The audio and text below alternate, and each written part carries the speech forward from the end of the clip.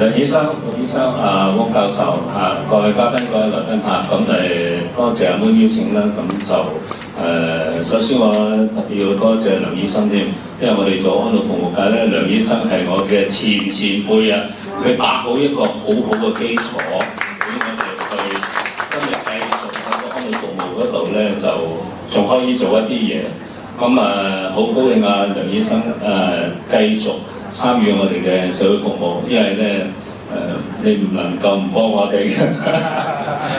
咁喺呢度咧，我哋個會咧就好多謝汪教授領導我哋去做呢個醫諮選。原來咧今日咧健康世界咧個個都需要健康，但係唔知買乜好啊。咁咧呢度咧每年一度搞嘅咧就係幫我哋做出一個好好嘅選擇。